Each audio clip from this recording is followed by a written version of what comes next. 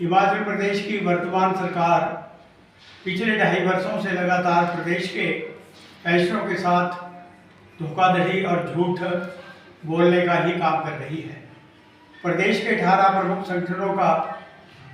जो हमारा संयुक्त संघर्ष समिति बनी है, इस समिति ने अभी 30 मार्च को विशाल प्रदर्शन शिमला में किया। उसके बाद सरकार ने, मुख्यमंत्री ने वार्ता के लिए बुलाया और ये कहा था कि हम 10 दिन के अंदर आपकी वार्ता करेंगे, लेकिन आज तक वो वार्ता नहीं हुई। उसके बाद माननीय मुख्यमंत्री का जो उनके निजी सचिव है, उनका मेरे को 22 अप्रैल को फ़ोन आया कि 2 से 5 मई के बीच में सरकार वार्ता करेगी,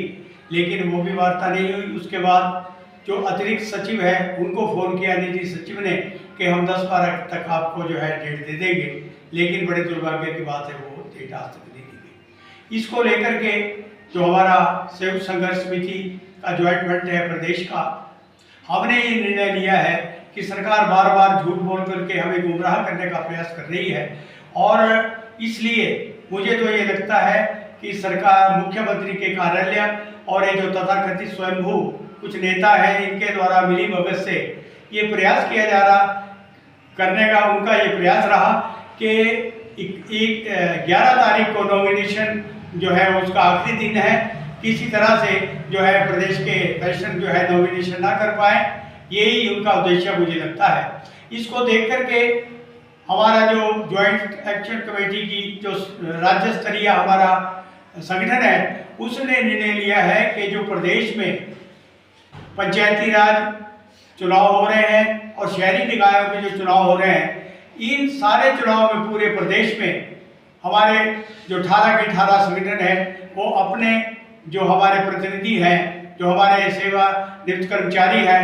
वो चुनाव लड़ेंगे और पूरे प्रदेश में सरकार का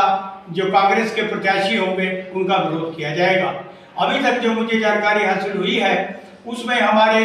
प्रदेश के विभिन्न जो हमारे संघर्ष समिति में शामिल है, उनके संगठनों के 300 से अधिक जो हमारे प्रतिनिधि हैं, वो चुनाव मैदान में उतर गए हैं और उन्होंने अपने नामांकन भर दिए हैं। इसके बाद जहां हमारे प्रत्याशी चुनाव नहीं लड़ रहे हैं, वहां सरकार के विरुद्ध, चाहे वो किसी भी पार्टी का हो, शिक्षित, योग्य और ईमानदार प्रत्याशी जो होगा, उसको हमारे 18 के 18 संगठन जो है पूरे प्रदेश के 2 लाख जो हमारे पेंशनर हैं, वो सरकार का विरोध करेंगे और सरकार के विरुद्ध मतदान करके इस सरकार को हराएंगे। क्योंकि सरकार ने हमें विवश कर दिया है, अब हमारे पास एक ही विकल्प बचा है कि हम इनको राजनीतिक फ्रंट में जो है ये हम लड़ाई लड़ने जा रहे हैं। और इतना ही नहीं, इसके बाद जो अगले वर्ष विधानसभा के चुनाव होंगे, उसमें भी